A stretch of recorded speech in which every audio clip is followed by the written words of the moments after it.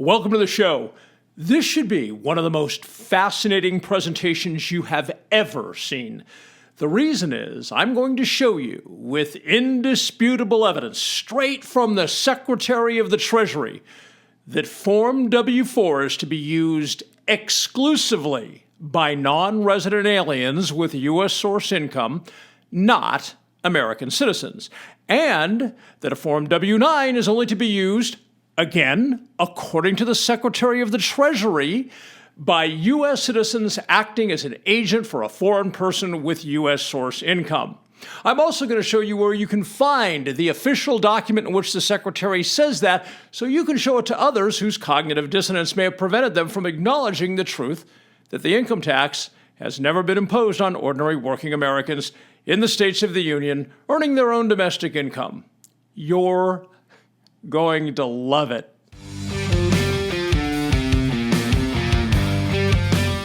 The Dr. Reality Vodcast with Dave Champion.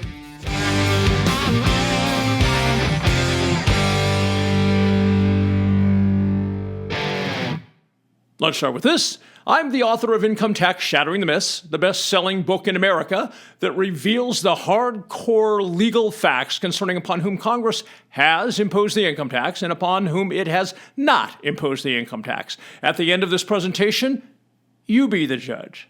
Virtually all Americans are ignorant about tax law. Pretty much the only exceptions are those who've read Income Tax Shattering the Myths. Because virtually all Americans are ignorant about tax law, I'm going to need to lay some foundation in order that the main point will hit you like a freight train. In a good way. Let's get into it. When the Secretary of the Treasury makes a formal determination on a matter of taxation, the way he announces that determination to Treasury Department employees, federal agencies that deal with the tax being addressed, private sector tax professionals, and the public is to create and publicly release an official document called a Treasury decision. That's nothing new. Treasury decisions have been around for well over 100 years. The only reason you are unaware of them or their significance in the tax arena is the intricacies of how the government administers tax matters isn't your thing. Don't feel bad. It is an obscure area of study for sure, and the government likes it that way. You'll understand why in just a few minutes. Today, we're going to focus on Treasury Decision 8734, which is incredibly revealing and worded quite clearly. Before we dive in and you get your mind blown, I need to make you aware of the relationship between tax statutes passed by Congress, Treasury decisions written by the Secretary of the Treasury, and tax regulations. The Supreme Court has referred to the wording of Congress's enactments as, quote, the broad language of the statute.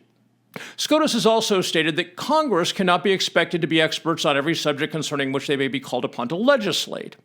The appropriate cabinet officer then takes that broad language and creates far more detailed specific language. That far more detailed specific language becomes the basis of federal regulations on that subject. A good way to look at the difference between statutes passed by Congress and regulations promulgated by the Secretary is that regulations put the meat on the bone. As an example, a statute may be 3 paragraphs, while the regulation explaining how those 3 paragraphs are implemented might be 9 pages. It is crucial to note that a regulation can never exceed or expand Congress's intent expressed in the statute. Although statutes come first in the timeline of events for the purpose of making sense of the information you're about to hear, let's start with Treasury decisions and regulations. When it comes to taxation, Treasury decisions are the basis from which tax regulations are created. It doesn't matter whether the tax is upon alcohol or tariffs or income. In Treasury decisions, the Secretary of the Treasury details everything everyone needs to know about how that tax is going to be administered. Treasury decisions then serve as the basis from which to develop regulations. Regulations must be published in the Federal Register in order to be legally binding on the public. So the process works like this. The Secretary and his staff create a Treasury decision. The Treasury decision is published for all to see. The Treasury decision is then handed over to the legislative draftsman, who makes sure the regulation is written in the proper legal language. Here's the critical part of that process. The legislative draftsmen are not permitted to add to or take away from the Secretary's determination. All the legislative draftsmen do is put it in legalese. In other words, what's in a Treasury decision is the official position of the Secretary concerning the administration of any particular type of tax, while the regulation carries the Secretary's official determination into effect using properly structured legal language. What about the laws Congress passes, more formally known as statutes? A moment ago, I mentioned that legislative draftsmen cannot add to or take away from the Secretary's determination in a Treasury decision. Likewise, while a Treasury decision lays out the details, the particulars of how Congress's intent will be carried out, the Secretary cannot add to or take away from what Congress passed into law. To recap, the process goes like this. Congress declares what a law is by enacting a statute. The Secretary of the Treasury examines the statute and creates an official executive branch determination, known as a Treasury decision, detailing how the law will be carried out, including the who, what, when, and where of any obligations the public may have under the law. Legislative draftsmen then take the Treasury decision and structure it in language that will be acceptable to the courts. In this process, the Secretary is not free to add to or take away from Congress's intent, and legislative draftsmen are not free to add to or take away from the written determination of the Secretary as expressed in his Treasury decision. Not too difficult to understand, right? I should also point out that because Treasury regulations provide the details, the who, what, when, and where of any obligations the public has under the law, the federal courts have ruled that in tax law, regulations control. As you can see, Treasury decisions are the critical aspect of administrating tax law.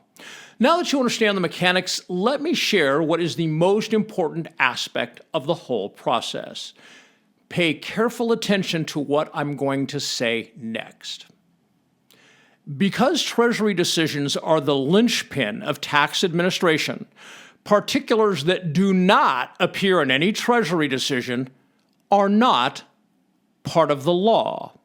As a silly but easy to understand example, let's take a Treasury decision stating a tariff has been imposed upon and will be collected on the importation of electric vehicles with an exterior color of red.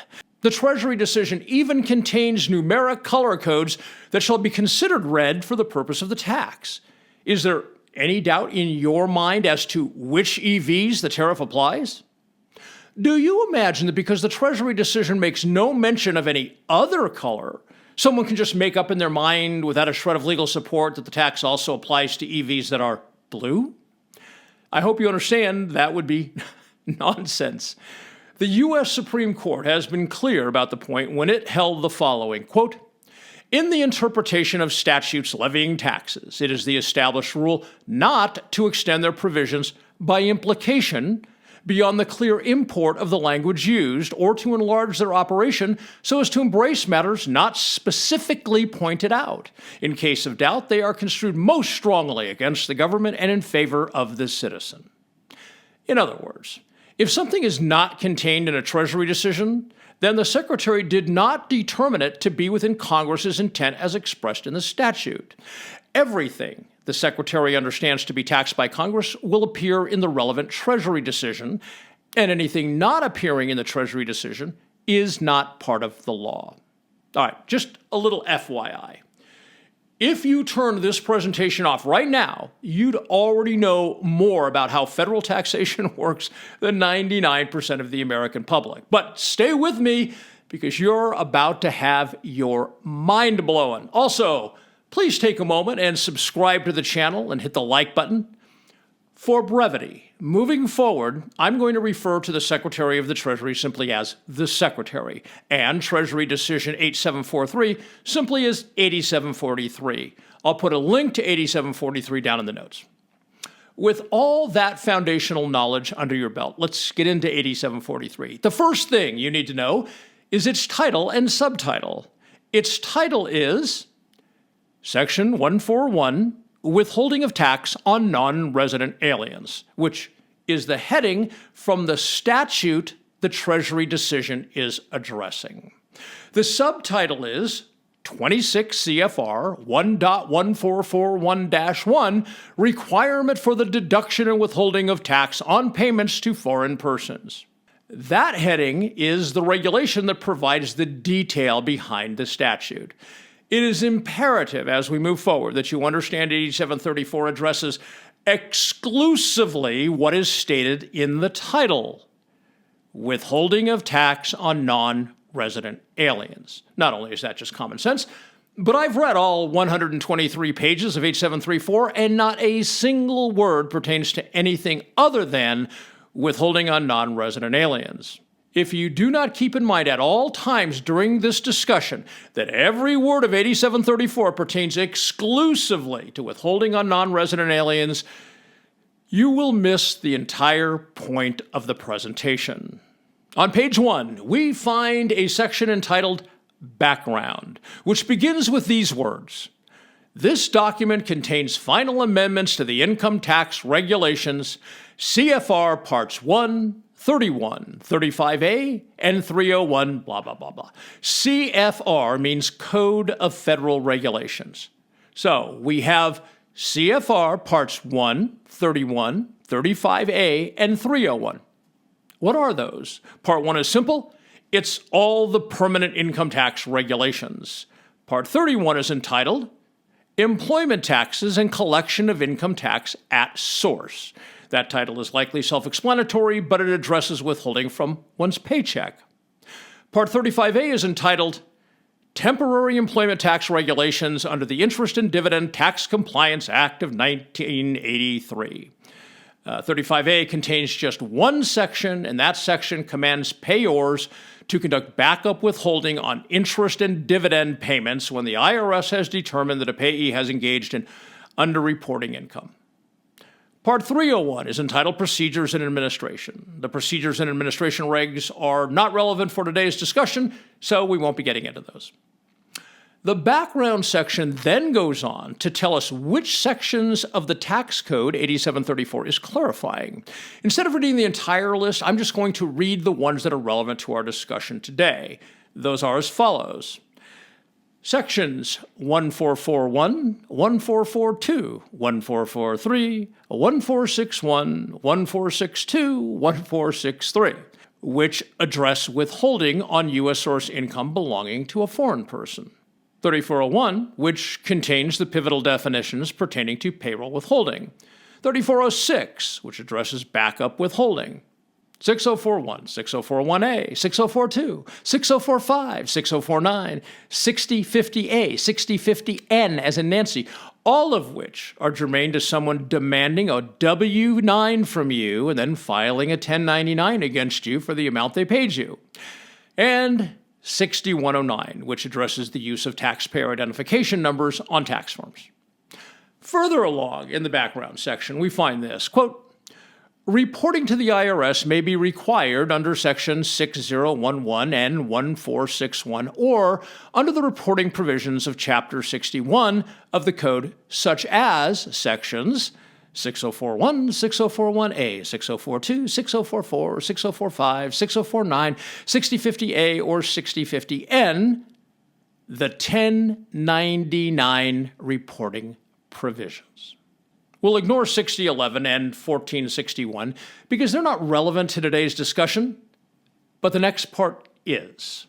The reporting provisions of Chapter 61 of the Code, such as, here we go again, Section 6041, 6041A, 6042, 6044, 6045, 6049, 6050A, or 6050N, the Form 1099 reporting provisions. Those are the sections American businesses claim require them to file a 1099 against other Americans, against you. But 8734 has nothing to do with Americans conducting routine business affairs with other Americans. 8734 deals exclusively with American businesses withholding U.S. income tax from U.S. source income belonging to a foreign person. Remember the title of 8734? Withholding of tax on non-resident aliens. And the subtitle, Requirement for the deduction and withholding of tax on payments to foreign persons. What you're seeing in 8734 is the Secretary instructing his employees, which includes the IRS, as well as private tax professionals and the general public, that 1099 information reporting is to be engaged in when making a payment of U.S. source income belonging to a foreign person. Shortly thereafter, we find this, quote, payments to domestic and foreign persons create a number of withholding and information reporting obligations for both the payor and the recipient of these payments under various provisions of the code. Did you catch that it mentions payments to a domestic person? A domestic person is referred to in tax law as a U.S. person. The point we need to consider here is, why does a Treasury decision dealing exclusively with withholding from non-resident aliens mention payments to U.S. persons? I'll give you the answer to that in just a moment. The sentence continues by saying that such payments, quote, create a number of withholding and information reporting obligations for both the payor and the recipient of these payments under various provisions of the code. In other words, payments of U.S. source income made to a U.S. person but belonging to a foreign person can create, quote, a number of withholding and information reporting obligations. A few sentences further along, we find this, quote, the withholding of tax at source and the reporting of payments to foreign persons are also important to ensure that federal persons comply with their U.S. tax obligation. The first 6 words are the withholding of tax at source. Where have I seen that language before? Oh yeah, that's the title of the section commanding payroll withholding that reads, Income Tax Collected at Source. Fascinating. I know what some of you are thinking right now. You're thinking, Dave, you're obviously an intelligent man, but connecting withholding on non-resident aliens to ordinary payroll wage withholding? I think you're losing it. Do tell. A few paragraphs further on, we find this, quote, a payor making payments to foreign persons must also be aware of the information reporting provisions under Chapter 61 of the Code and other withholding regimes, such as Section 3406, backup withholding, Section 3402, wage withholding, and Section 3405, withholding on pensions, annuities, and so forth. So you see, in a Treasury decision that deals exclusively with withholding on non-resident aliens, the Secretary specifically says withholding of U.S. income tax from non-resident aliens is to be effected by payroll withholding under Section 3402 of the Code. Now, listen carefully to me. 3402 is the section a company's HR department would cite if you asked the company for its legal authority to withhold from your paycheck. In short, we know payroll withholding is to be used to collect the income tax non-resident aliens owe on their U.S. source income. We know that because you just heard the Secretary state it plainly in 8734. But what about you? If payroll withholding is required to collect tax a non-resident alien owes, how then can it be used on you? You're not a non-resident alien. The answer is coming shortly. If you've watched or heard my earlier presentations, you likely know I've said that a Form W-9 is required only from a U.S. person who is receiving U.S. source income belonging to a foreign person, and that Form 1099 filed against you tells the IRS you received U.S. source income belonging to a foreign person. Much of 8734 deals with banks and brokerage institutions moving money internationally because things like Form W-9 and Form 1099 don't have anything to do with domestic business between Americans. I'm going to give you several sentences from 8734. Don't worry about making sense of them as I read them. Just listen and take them in. I'll explain why I'm sharing them with you after you've heard them. On page 8, we find this, quote, Chapter 3 withholding does not apply to that payment because the payee is a U.S. person. On page 9, we find, quote, if the customer is a U.S. person, the bank must report the payment on a Form 1099. And if the customer has not provided a Form W-9 as required under Section 3406, backup withholding is required. On page 10, quote, a U.S. person making a payment to a U.S. financial institution is not required to withhold even if it knows that the payee is collecting the payment for a foreign person. If the U.S. person has no reason to believe that the financial institution will not comply with its obligation to withhold when it makes the payment to the foreign person. And on page 14, addressing qualified intermediaries, quote, reportable amounts paid are not subject to withholding or reporting under Chapter 3 of the Code. However, the payer must report the payment on a Form 1099 by treating the payment of a reportable amount as made directly to any U.S. person for whom it receives a Form W-9. And on page 17, quote, if a U.S. source dividend is paid to a foreign intermediary that furnishes a Form W-9 for another person, and such U.S. person is not an exempt recipient, the payor must treat the U.S. person as the payee for the purposes of Form W-9 reporting provisions. On page 30, quote, paragraph B5 is added to allow a U.S. taxpayer to claim benefits under an income tax treaty on Form W-9. On page 46, quote, generally the determination by a withholding agent of the U.S. or foreign status of a payee and of its other relevant characteristics is made on the basis of a withholding certificate that is a Form W-8 or a Form 2833 or a Form W-9. And finally, on page 57, quote, a withholding agent may treat as a U.S. person a payee who is required to furnish a Form W-9 and who furnishes it in accordance with the procedures prescribed in blah, blah, blah.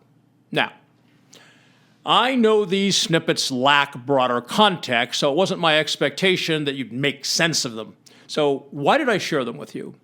I shared them with you because they discuss U.S. persons, withholding, Form W-9, and Form 1099.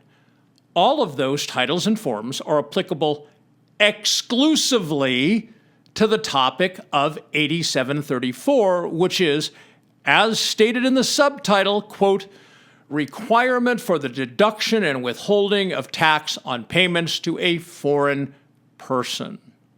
You may have initially thought some of those snippets supported the false establishment narrative on the use of Forms W-9 and 1099 and backup withholding, until you recall that every single word of 8734 addresses withholding of U.S. income tax from non-resident aliens.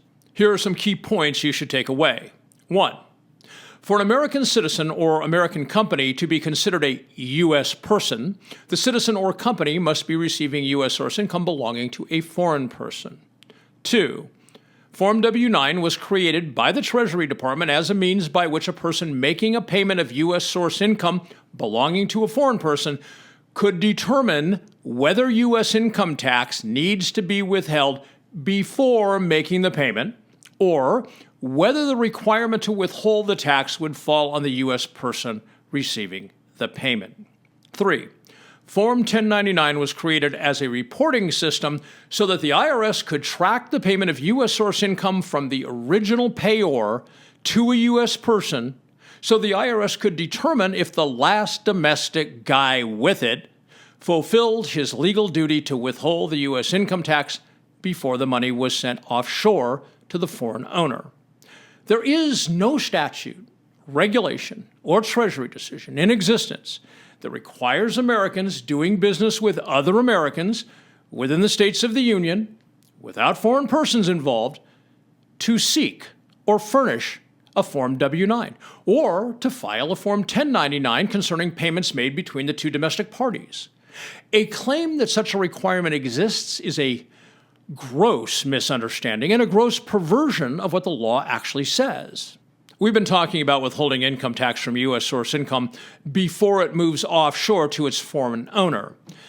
As we've seen in 8734, withholding is performed by a withholding agent. Forms submitted to a withholding agent so the withholding agent can verify the status of a payee are referred to as withholding certificates. So, what forms are withholding certificates? Let's see what the regulations say. 26 CFR 1.1471-1B148 reads as follows, quote, "The term withholding certificate means a Form W-8, Form W-9, or any other certificate that under the code or regulations certified or establishes the Chapter 4 status of a payee of beneficial owner." Close quote. Chapter 4 addresses withholding from and reporting about U.S. source income moved offshore to a foreign owner. So, if Form W-9 is a withholding certificate, which it is, used to show U.S. person status to a withholding agent, so the withholding agent knows whether or not to withhold a foreign person's U.S. income tax, why the hell is a domestic company asking you for a W-9 when you provide a product or service to them?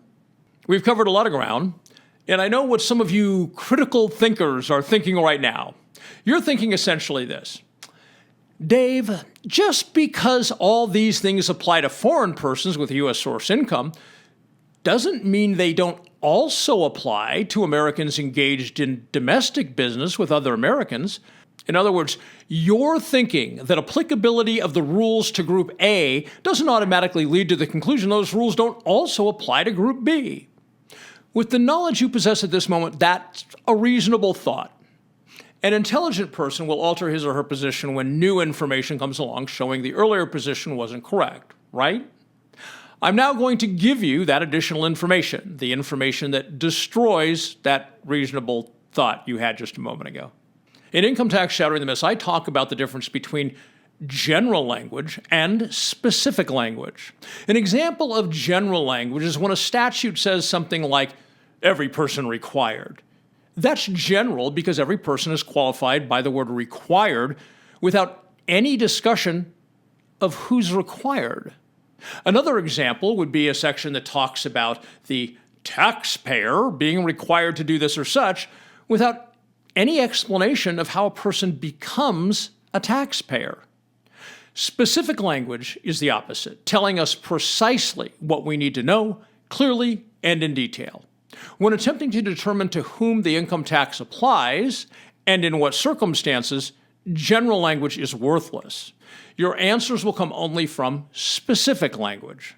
Treasury decisions employ specific language. As an example, I think you'd agree that 8734 is pretty damn specific. All Treasury decisions, of necessity, provide that needed specificity. And that brings us to the point, to the big reveal. In the 110 years since the income tax was enacted, there is not a single Treasury decision that talks about American citizens living and working in the states of the Union, earning their own domestic source income, being required to fill out a Form W-4, Form W-9, or file any form whatsoever with the IRS. Not one. Nada. Zero. Nothing. In 110 years. Earlier, you heard the U.S. Supreme Court make this statement, quote, "In the interpretation of statutes levying taxes, it is the established rule not to extend their provisions by implication beyond the clear import of the language used, or to enlarge their operation so as to embrace matters not specifically pointed out. In case of doubt, they are construed most strongly against the government and in favor of the citizen." So, if the Supreme Court has ruled that provisions of tax law cannot be extended beyond what is clearly stated, how can someone claim tax law extends to things that don't appear anywhere in the law?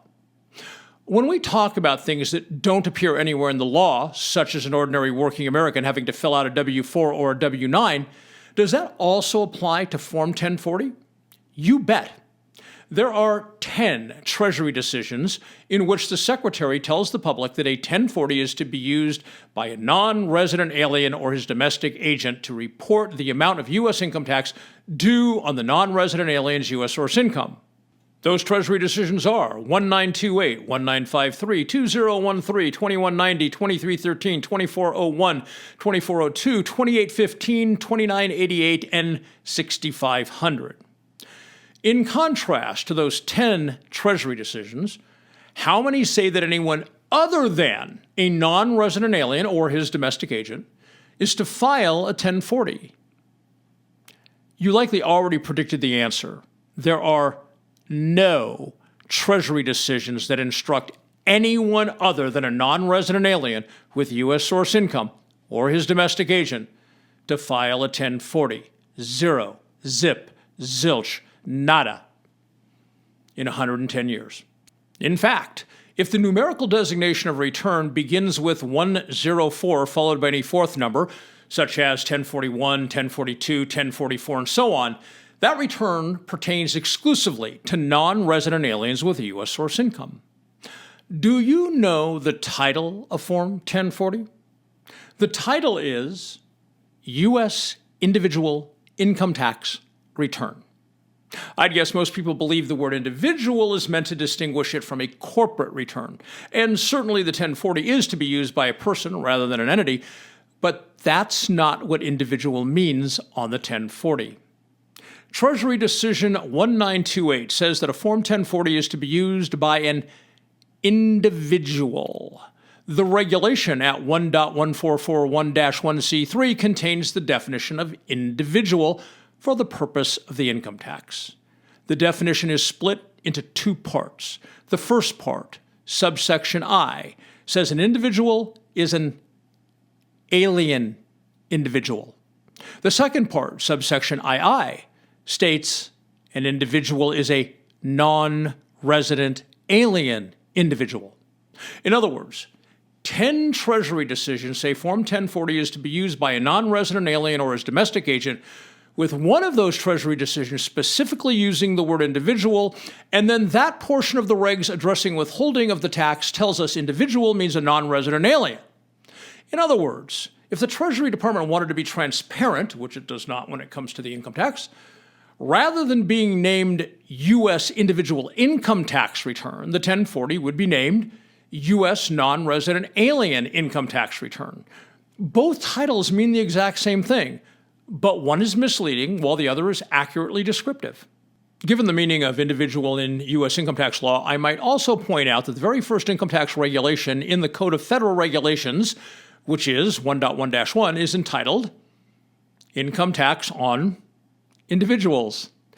Let's put what you learned today to the test by checking your ability to understand how general language must be viewed now that you know the specific persons and circumstances to which that general language must apply. Though we didn't get into it today, 8734 has a lot to say about backup withholding. It's mentioned consistently throughout 8734. We must remember that every word of 8734 pertains to withholding from non-resident aliens. And just like W-4s, W-9s, W-2s, and 1099s, there is no Treasury decision in existence that applies backup withholding to Americans doing business with other Americans within the 50 states without a foreign person involved. So let's look at 3406, the backup withholding section, and see if you can make sense of it knowing what you know now. Subsection A is entitled Requirement to Deduct and Withhold and begins with paragraph 1 that says, in general, in the case of any reportable payment, if A, the payee fails to furnish his TIN to the payor in the manner required, or B, the Secretary notifies the payor that the TIN furnished by the payee is incorrect, then the payor shall deduct and withhold from such payment a tax equal to blah, blah, blah, blah. Knowing what you know now, can you describe the practical meaning of payor in 3406? Think about it in light of 8734. For the purpose of the income tax, payor means a person or entity making a payment of U.S. source income owned by a foreign person. Since the statute is requiring a TIN, a taxpayer identification number, we know that the payment is being made to a U.S. person acting as an agent of the income's foreign owner. 3406 is saying the presumptive U.S. person must provide a TIN on a Form W-9 in order to verify U.S. person's status to the payor. And if the presumptive U.S. person does not provide a TIN on a W-9 or provides an inaccurate TIN, then the payor must also take on the role of a withholding agent and withhold the income tax the foreign person owes on his U.S. income. The transition of a payor to a withholding agent is quite common. In fact, it is so common that in the definition of payor in the regulations at 1.1441-1C19 specifically states that the payor, quote, generally includes a withholding agent. Let me also point out that the definition of payor is in the section entitled Requirement for the Deduction and Withholding of Tax on Payments to a Foreign Person. I also want to bring to your attention the fact that 3406 is within Chapter 24 of the Code, which is entitled Collection of Income Tax at Source on Wages. Whenever you see the phrase collection of income tax at source, it always means the withholding of U.S. income tax owed by a foreign person. Whether it's the phrase collection of income tax at source or U.S. source income, source means the U.S. origin of the foreign person's U.S. income. We've covered a lot of ground today, and despite my best efforts to streamline the material and make it easy to understand, you're probably feeling a bit overloaded right now. Given how much we've covered today, it may surprise you to learn it is just the tip of the iceberg. In these presentations, I usually tackle one evidentiary issue. Today was Treasury Decision 8734. But there is so much more, and it is all laid out in a crystal clear and easy to understand manner in Income Tax Shattering the Myths. Income Tax Shattering the Myths gives you all the evidence you need to be 100% certain that Congress has never imposed the income tax on ordinary working Americans earning their own domestic income within the states of the Union. You can get Income Tax Shattering the Myths at drreality.news, drreality.news. If you want the same kind of evidence-based breakdown as you've seen today, but focused on how your body's physiology actually works, rather than the false establishment narrative that Americans have been fed for 60 years, while you're purchasing Income Tax Shattering the Myths, also grab a copy of Body Science. You may have noticed that the health of the American people is sinking like the Titanic. 70% of our population is overweight or obese. Diseases such as diabetes and Alzheimer's are exploding. Obesity in children, which was almost unknown a few decades ago, is now commonplace. Due to trillion-dollar industries pouring money into bogus research, fake science is everywhere these days. Corrupt studies are making absurd claims, such as that things like salt or eating red meat causes type 2 diabetes. In short, America's health is in the shitter and getting worse every day because certain industries and the U.S. government have engaged in massive disinformation. Body Science shows you that process, shows you the disinformation. What will likely shock you is that most everything you now believe about health and physiology is inaccurate. And it's not your fault. If you and everyone you know had been told since birth that the human body does not make use of oxygen, and every medical professional you'd ever met confirmed that, and thousands of scientists were quoted in the media saying it, you might well believe it. That's analogous to the disinformation about human physiology that has led the people of the wealthiest and most technologically advanced nation on earth to be the sickest people in all of human history, and getting sicker every day. I know I'm being a bit cryptic, but this has already been a long presentation, and I'm trying to give you a sense of what Body Science is about without making this lengthy presentation even longer. Suffice to say that if you read Body Science and put into action what you find there, you will leave the ranks of the misled and sick and become astoundingly healthy. I practice what I preach. I haven't filed an income tax return or paid a penny of income tax in 30 years. I also adhere to everything in Body Science, and at 64, I'm as healthy as an 18-year-old. Body Science has never gotten anything less than a 5-star rating, and readers rave about the fact that they look and feel decades younger after putting into action what they learn in Body Science. So go to drreality.news and pick up a copy of Income Tax Shattering the Myths and Body Science. They will be two of the most fascinating books you have ever read. My word to you on that. Also, by purchasing Income Tax Shattering the Myths and or Body Science, you help me to continue to be here for you with these revealing and thought-provoking presentations. Please share this presentation everywhere, and thank you for being here. Take care.